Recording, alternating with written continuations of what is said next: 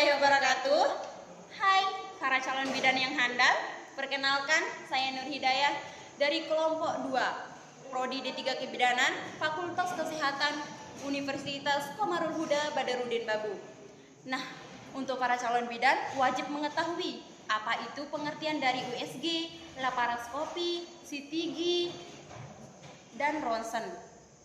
Nah, agar lebih jelasnya akan disampaikan oleh teman saya. Hai, nama saya Eti Deviana Herunisa dari Prodi D3 Kebidanan di Fakultas Universitas Komarul Huda Badarudin. Baiklah, untuk lebih jelasnya, saya akan menjelaskan materi tersebut. Baiklah teman-teman, saya akan menjelaskan tentang USG. USG adalah suatu prosedur diagnosis yang dilakukan di atas permukaan kulit di atas rongga tubuh untuk menghasilkan suatu ultrasound di dalam jaringan. Kepanjangan dari USG itu apa ya teman-teman? Apakah kalian tahu? Kepanjangan dari USG adalah ultrasonografi. Di dalam ilmu kesehatan sering kita sebut dengan ultrasonografi, tapi di kalangan kita ini kita sering sebut dengan USG. Kalian pasti pernah dengarkan apa itu USG? Ibu-ibu atau enggak kakak-kakak perempuan atau enggak bibi pasti sering melakukan USG pada saat kehamilan. Selanjutnya, manfaat dari ultrasonografi atau USG adalah: pertama, dapat melihat lokasi KB; kedua, melihat lokasi janin; ketiga, menentukan kondisi janin; keempat, mengukur jumlah cairan ketuban; dan terakhir, mengukur ukuran janin. Ini adalah manfaat untuk ibu hamil untuk USG. Baiklah teman-teman, selain dari manfaat yang tadi, ada juga tujuan dari USG atau ultrasonografi tersebut adalah meyakinkan kemungkinan kehamilan pada ibu, yaitu dengan menentukan apakah ibu tersebut hamil atau tidak. Ada juga kan yang namanya hamil anggur, nauzubillah min dzalik, semoga tidak terjadi ya. Kedua, ada juga penyakit pada kehamilan atau yang lain-lain yaitu dengan memungkinkan kehamilan, yaitu dengan mengecek dengan melakukan USG tersebut. Selanjutnya, meyakinkan detak jantung pada bayi, apakah jantungnya normal atau tidak. Dan selanjutnya, mengukur usia perkembangan, yaitu dengan apakah bayinya sudah lanjut ke 7 bulan, 6 bulan, atau sebagainya. Selanjutnya, meyakinkan adanya hamil ektopik. Dan terakhir, menguji perkembangan yang tidak normal. Baiklah guys, saya akan menjelaskan juga prosedur dalam USG. Pertama, dengan menanggalkan baju atau memakaikan baju pada pasien. Kedua, menuangkan minyak jeli ke kulit, yaitu dengan menuangkan jenis jeli pada perut si ibu yang hamil. Dan terakhir, melewatkan probe di atas kulit. Probe itu sejenis alat untuk mengetahui kehamilan si ibu. Dan terakhir, jenis-jenis pada USG. Jenis-jenis USG itu berbagai macam ya guys. Ada yang 2 dimensi, ada yang 3 dimensi, ada yang 4 dimensi, dan yang terakhir ada yang 5 dimensi. Itu juga harganya beda-beda, dari yang mahal sampai yang murah. Dari yang murah sampai yang mahal. Baiklah teman-teman, saya akan menjelaskan jenis-jenis dari USG. Jenis-jenis dari USG itu ada 4. Pertama, USG 2 dimensi adalah ultrasound tradisional yang telah digunakan bertahun-tahun. USG ini agak murah ya guys. Yang kedua, USG 3 dimensi, yaitu metode canggih yang menangkap gambar 3 dimensi yang sebenarnya dari bayi. Ini agak mahal dari USG 2 dimensi. Yang ketiga, USG 4 dimensi adalah metode canggih yang dapat melihat gerak hidup dari bayi dan katup janin atau aliran darah dan jantung. Dan terakhir, USG 5 dimensi. Ini adalah metode paling canggih yang begitu nampak dari bayi dan dapat terkoneksi bayi langsung dari si ibu. Yaitu dengan ibu dapat terkoneksi langsung dari si bayi. Dan begitu nyata kita lihat bayi di dalam perut si ibu. Teknologi ini sangat canggih ya guys. Ini baru-baru ini teknologi 5 dimensi ini. Dan harganya juga berbeda-beda. Selanjutnya, materi tentang ronsen. Apakah kalian tahu apa itu ronsen? Kalian sering dengar nggak ronsen? Tidak asing kan bagi kita? Mari saya jelaskan. Ronsen adalah suatu pengukuran radiasi ion di udara berupa sinar X dan sinar gamma yang dinamai sesuai dengan nama fisikawan Jerman, yaitu William Ronsen.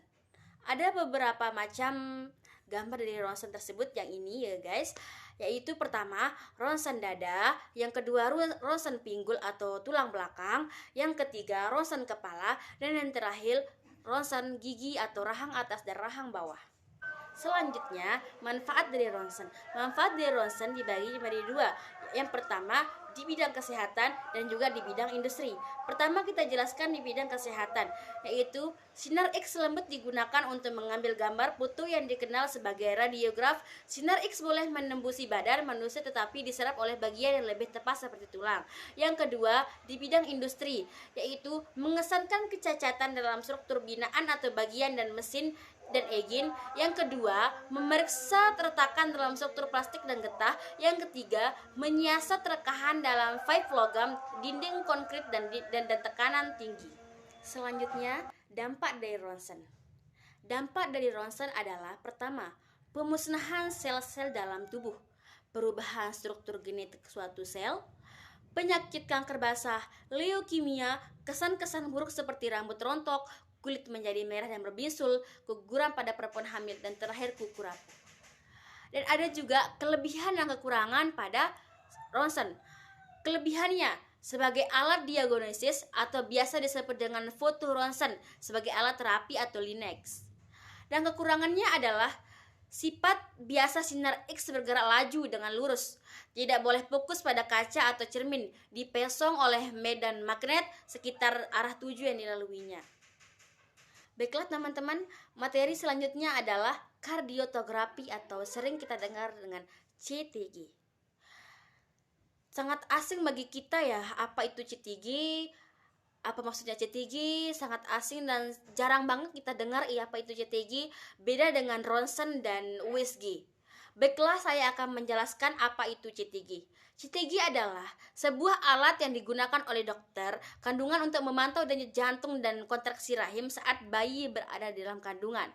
Selanjutnya, indikator. Indikator itu ada dua, ibu dan janin. Pada ibu adalah ketuban pecah, diabetes mellitus, ibu perokok, berusia ibu lanjut, dan pada janin adalah hidropospitalis, kehamilan ganda, gerakan janin berkurang, pertumbuhan janin terhambat atau PGT. Selanjutnya, syarat jadi CTG adalah pertama, usia kehamilan 28 minggu. Berarti kalau 28 minggu 8 bulan ya guys, 7 bulan. Berarti usia kehamilan yang harus dilaksanakan adalah berusia 7 bulan. Yang kedua, ada persetujuan tindak medik dari pasien. Yang ketiga, punktum maksimum denyut jantung janin diketahui. Selanjutnya, prosedur pemasangan. Sebaiknya dilakukan 2 jam setelah makan. Kedua, waktu pemeriksaannya selama 2 menit. Baiklah teman-teman, penjelasan dari gambar tersebut, dari gambar CTG tersebut adalah pertama, alat yang pertama untuk mengetes kesejahteraan janin dan pertumbuhan janin. Dan gambar yang kedua adalah yang berbentuk piringan.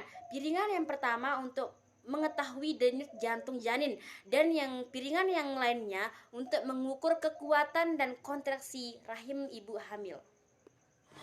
Baik teman-teman, saya akan melanjutkan penjelasan dari teman saya tadi. Nah, untuk para calon bidan nih, wajib tahu apa itu laparoskopi. Laparoskopi adalah jenis prosedur bedah yang kemungkinan ahli bedah untuk mengakses bagian dalam perut dan panggul tanpa harus membuat sayatan di kulit. Untuk para calon bidan juga harus mengetahui loh, apa saja manfaat dari laparoskopi ini. Manfaat dari laparoskopi adalah pertama, meringankan rasa nyeri, yang kedua, mempersingkat waktu rawat inap, yang ketiga, untuk penyembuhannya itu lebih cepat daripada operasi yang lain. Nah, untuk prosedurnya, sebelum pasien melakukan praoperasi laparoskopi, pasien harus puasa 4-6 jam sebelum melakukan operasi. Nah, juga sebelum puasa itu harus memakan makanan cair atau yang mudah diserap oleh tubuh kita, namun mengurangi kotoran seperti makanan-makanan bubur atau yang makanan-makanan cair dah. Keuntungan dari laparoskopi ini adalah dibandingkan dengan bedah terbuka, laparoskopi lebih menguntungkan karena insisi yang kecil dan nyeri pasca operasi jauh lebih ringan. Wajib juga kita ketahui, kerugian dari laparoskopi ini. Nah, komplikasi dapat terjadi secara langsung maupun tidak langsung karena kebutuhan insuflasi CO2 untuk membuat ruangan operasi. Baiklah para calon bidan, itu adalah penjelasan dari kami. Terima kasih telah menyimak video kami. Mohon maaf jika ada kesalahan. Sekian, assalamualaikum warahmatullahi wabarakatuh. Hai, jangan lupa like dan share ya.